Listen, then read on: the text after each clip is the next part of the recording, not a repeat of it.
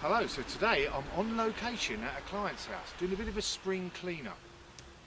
As you can see, it's a long front border. I think it's sort of west facing, and it's basically made up of mixed herbaceous perennials, some roses and some other shrubs, etc.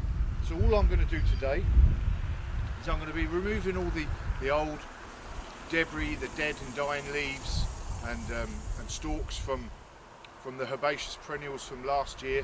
As you can see, they have all that detritus around them, the dead leaves, giving them a good clean up so that the plants can grow up through and produce some nice healthy growth. There's a rose in the front there.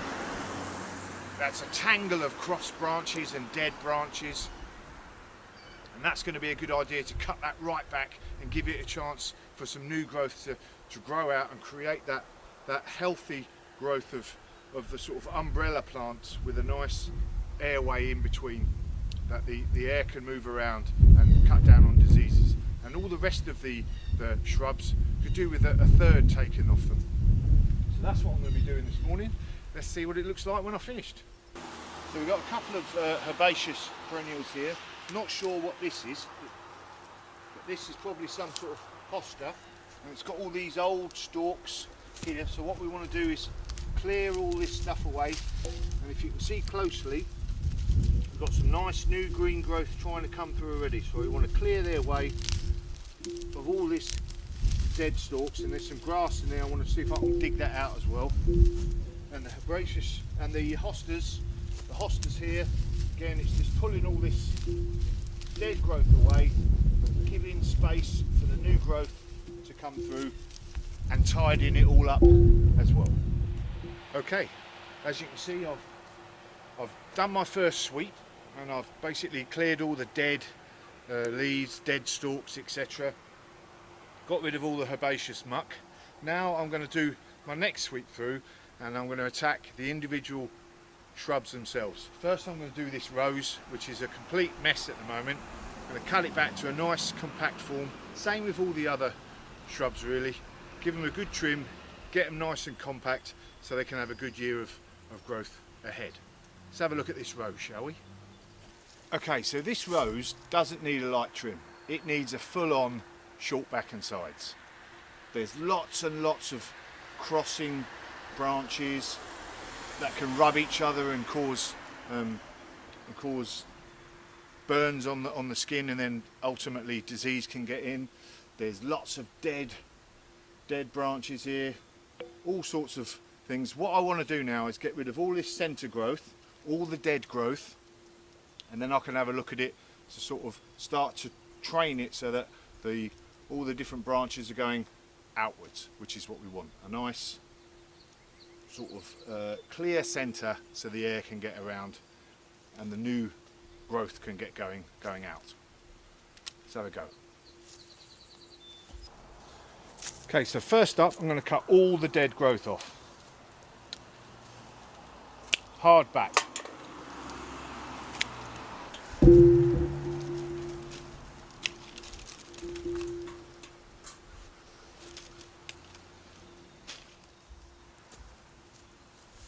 So that's the majority of the dead growth cut away.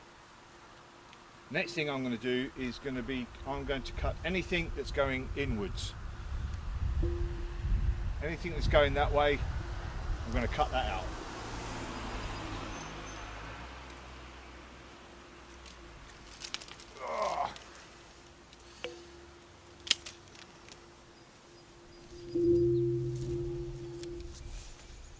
Okay, so I'm starting to get a nice open centre now. Now I'm going to look at anything that's crossing another branch. I'll pick the one that's most likely to go outwards. So I'll be cutting that lot now. That one's rubbing. You can see that. So I'm going to cut that hard back to just above. So wherever I'm cutting, I'm going to cut just above a bud, and normally an outward facing bud. So I want to cut just above there to an outward facing bud. In fact, I'm going to trim that one back anyway now. Now I've said it.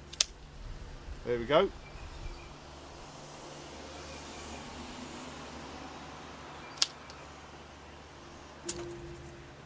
Right, this one I want to get rid of this one. Cut that hard back.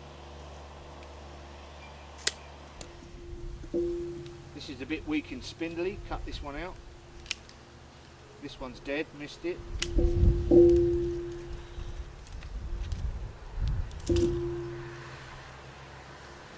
This one's rubbing. I think I'm going to train this to come out this way, so I want to bud down here.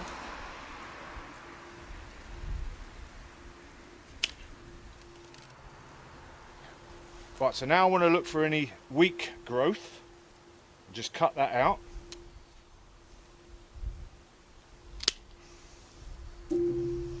Okay, so I've given this a real good short back and sides. Got rid of all the dead growth, got rid of anything that was growing in towards the middle, anything crossing, any branches crossing, any weak growth. So all I've got now is a nice open framework where with buds facing, the last bud facing mostly outwards as much as possible, so that we can get a good strong bit of growth this year with lots of flowers. Next thing I want to do is give this a good mulch. Roses like a good mulch of well-rotted manure really, so I'll be putting a bit of that on, and job's a good one on this one. Now this variegated shrub, I can never remember what all the names are.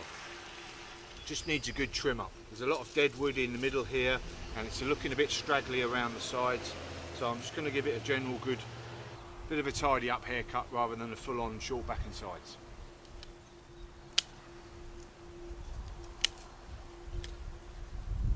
Okay, I know what you're thinking.